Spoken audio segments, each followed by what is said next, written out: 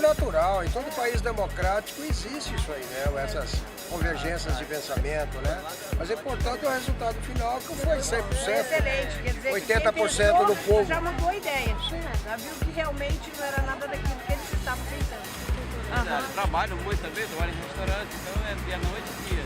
É mesmo com minha filha. É uma alegria. Porque ele não tem competência para fazer isso. É um país que nós não temos escola, não temos hospital. Temos, graças a Deus, não aconteceu, entendeu?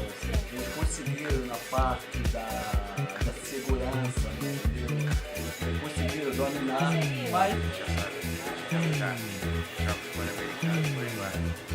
É bom na hora o pessoal trabalha, depois não vai ficar no esquecimento. Essa segurança que vocês viram aí é só aqui mesmo que estão normalmente perigoso. Mas agora ainda não. Melhor um pouco, né? Tem um pouco mais de pensamento, mas algo que tem que ver. Se o dinheiro que gastaram para os Jogos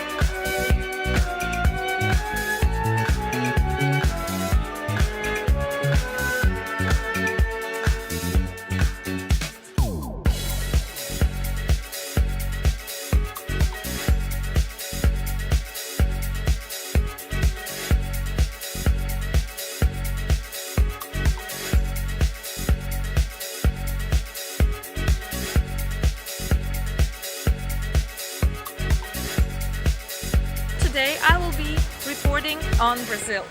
So you know that recently Brazil hosted the largest sport event for the first time in Latin America, Olympic Games in Rio de Janeiro.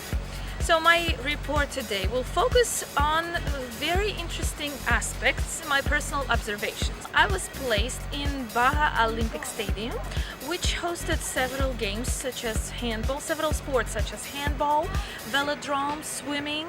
I and a pool of other volunteers and journalists were responsible for controlling, maintaining press operations within handball area. I was personally responsible, I together of course with various volunteers, were responsible for press operations within handball sport. So we maintained communications within several departments. We were responsible for organizing press conferences after each game. We also were responsible for controlling the mixed zone, where journalists actually come in to interview athletes and coaches. It was quite interesting to notice a lot of police on streets of Rio de Janeiro. Although we all know that it is very famous for violence, I did not notice any of such acts, although despite the fact that I lived in favela, everything was safe. And to my mind, I really thought that whole federal police of the whole country was brought to one place to secure tourists from whatever violence may occur. But the last important aspect which I will be focusing on is global warming. We all know that temperature in our world is rising, and just 1 degree, 1 Celsius degree can cause quite an alarming situation in the world.